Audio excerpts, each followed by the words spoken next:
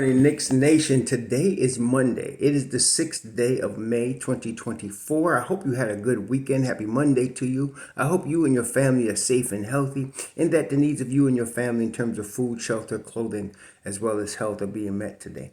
Blessings upon those that work in the healthcare field, along with the first responders who every day are saving lives. Those also that pick up garbage, keep our places clean, and those that make deliveries of food, mail, water, clothing, people, for our convenience and safety.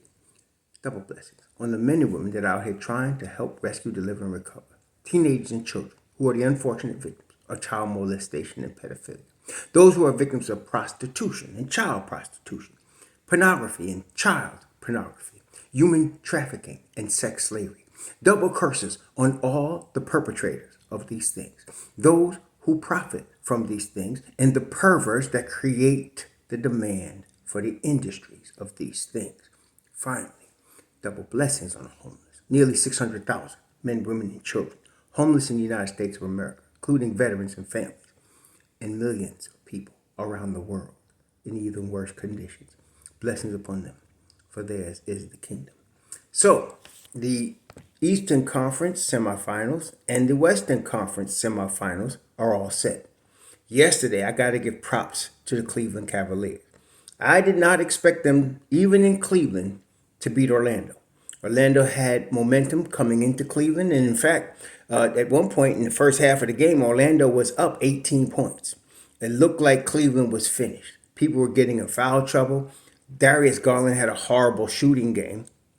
And Donovan Mitchell was trying, and he was even missing some chippies he would normally hit. But then the second half came. Donovan Mitchell started hitting his shots. And the thing about Garland is that even though he wasn't shooting the ball well, is what Tom Thibodeau talks about a lot with the Knicks, you can affect the game in other ways. His hustle plays, they credited him with 3 steals, but he seemed to be all over the place defensively and hustle-wise. Isaac Okoro, the reason they drafted him 4th overall wasn't because he could score. It's because of his tremendous defensive ability and speed and quickness and power, which he uses on the defensive end, which came alive in the second half yesterday.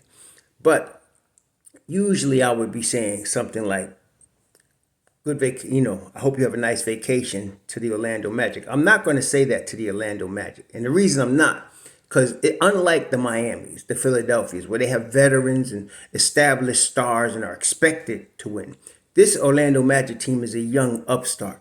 Pablo Banchero is the real deal, as is Franz Wagner. And you got to give Cleveland credit. They game planned for Franz Wagner. It was almost like they were trying to allow Okoro to guard Banchero one-on-one, which why Banchero ended up with 38. But they were going to make sure Franz Wagner wasn't going to get off, as he is the real catalyst aside from Banchero. And they did that. They locked him up. What a game plan. Bernie Bickerstaff, is it Bernie Bickerstaff? I get the father and son confused. But Bickerstaff, JB Bickerstaff had for the Orlando Magic. But I expect the young Magic team to be back in the gym early in the summer and being ready for next year. They got a taste of success, and they'll be back. And I'm bringing that as a Knicks fan because they're going to be a problem next year. These guys are really good. Franz Wagner's going to get better. Suggs and Banchero, those are the main 3. Then you got Gary Harris. You got other people, Markelle Fultz, Jonathan Isaac. You got other people also.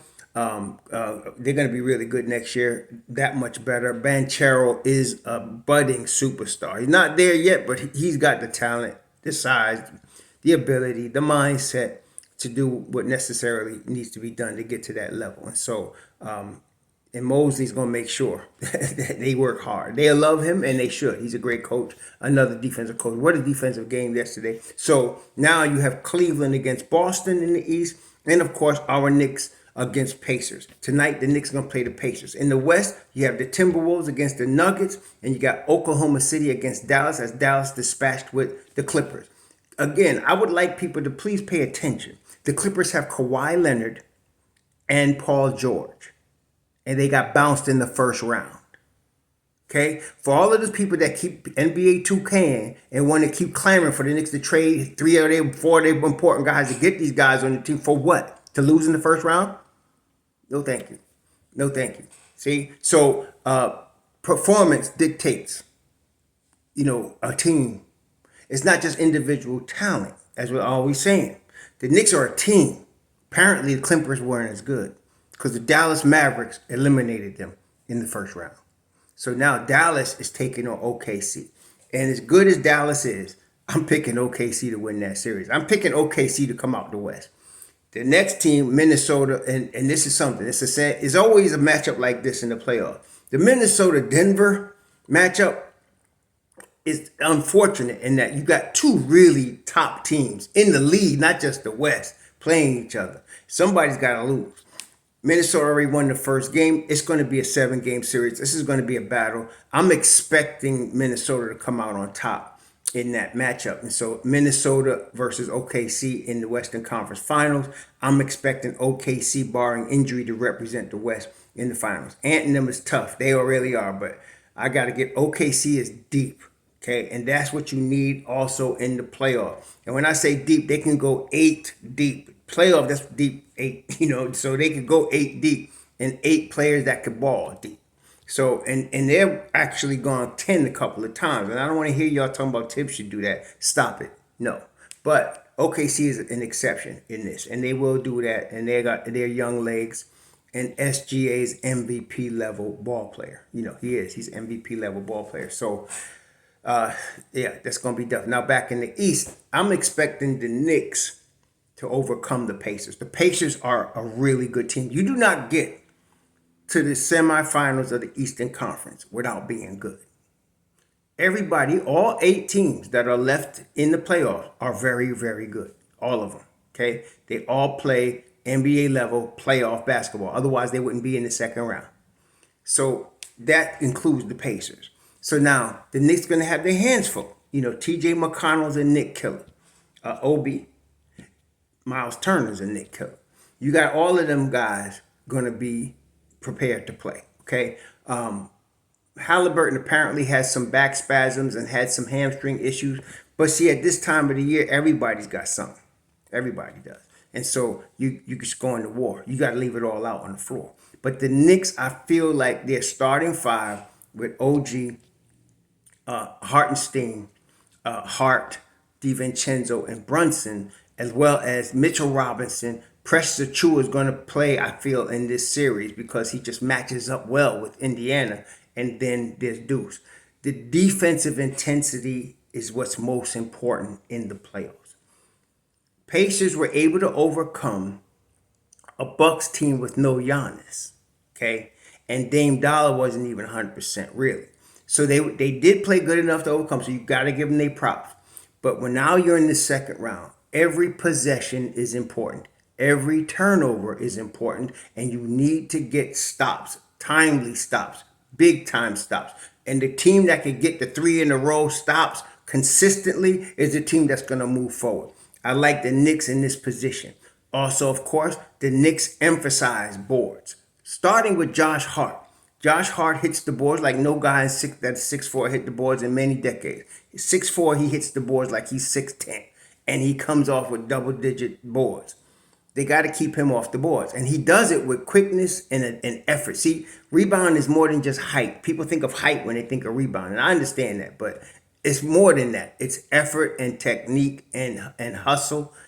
Josh Hart brings that in spades. He's already proven it. He's going to be a key player because for the Knicks to win the rebounding battle, they need big rebounding games from Josh Hart.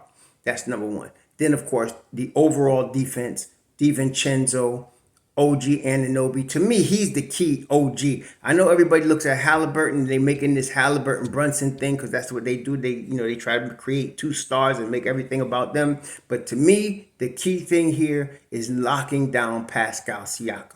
If you can keep him under control, you can win this series. That's a key thing. Somebody mentioned it too. It's very simple. If you could lock down Pascal and you could get somebody to guard Miles Turner, which is very possible. Miles Turner ain't no 30-point scorer, but he's capable of hitting 5, 6 threes in the game if he catches it. But to me, Precious Achiuwa is the guy that's going to help with that. Precious is going to help both on Siakam and on Miles Turner. Not only that, OG can guard Siakam. And y'all seen OG guard Joel Embiid last series. He can guard Miles Turner as well. So we have a lot of opportunity here, along with, of course, Isaiah Hartenstein and Mitchell Robinson. And please don't come at me with changes in the lineup. Maybe he's just thought, no, stop it.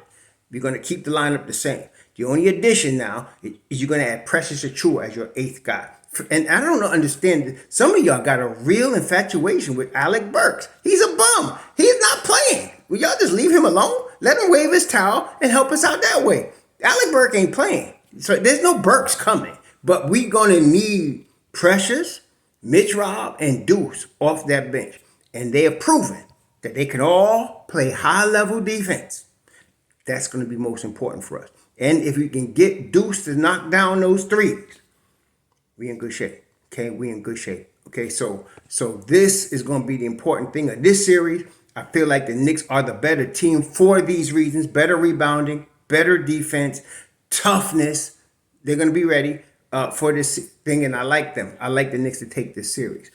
The Boston-Cleveland series. Now, on paper, Boston is obviously favored, and they should be. Okay, best team in the league in the season, 60+ wins, so on and so forth. Probably 2 All-NBA players in the Brown and Tatum. So you really got, and then of course, their fifth option is Derek White, and he's really good. See, that's their fifth option. So with that in mind, they're going to be tough to beat. But whenever you get a situation, as what happened yesterday in Cleveland, well, they were down and out. They were just out of that game. The second quarter, I was like, okay, this is over. They're going to lose this game. And then all of a sudden, they start coming back and chipping away. Now, this is different. If it happens during the regular season, that's great. But when you're talking about the playoffs in the Game 7, that can cause a team to catch momentum. That's why with Miami last year. So that could cause a team to catch a momentum, to catch fire. I'm not going to count. I'm going to be rooting for Cleveland because I hate Boston. But I'm not going to count out Cleveland in this series against Boston.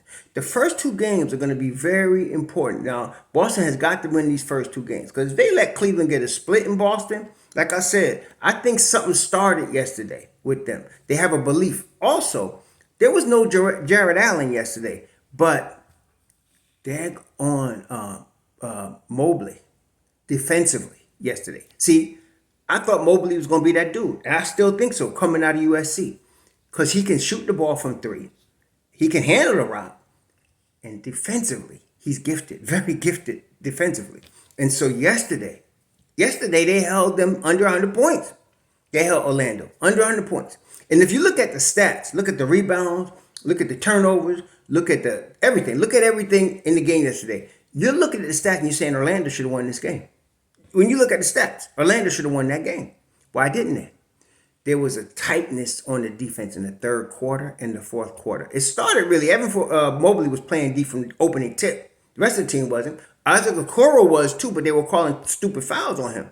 But then all of a sudden the third quarter came, and Cleveland was shutting down Orlando. And there was Evan Mobley, leading the charge there.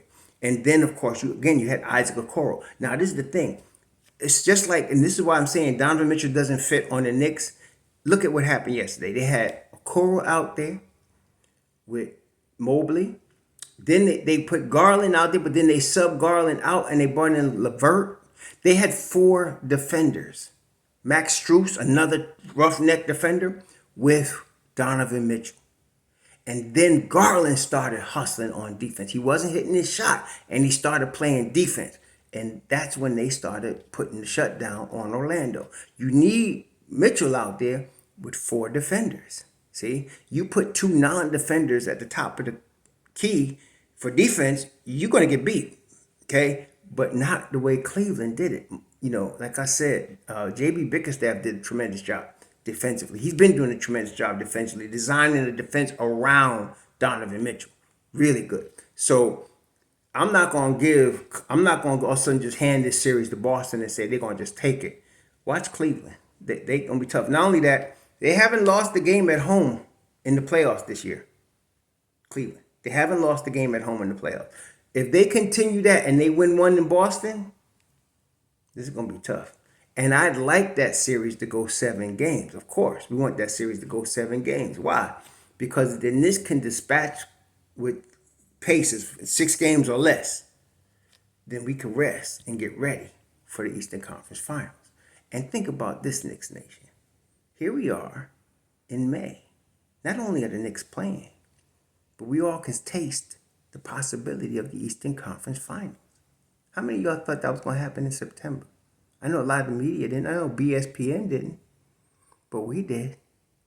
Y'all enjoy the game tonight. Enjoy your Monday. Shalom.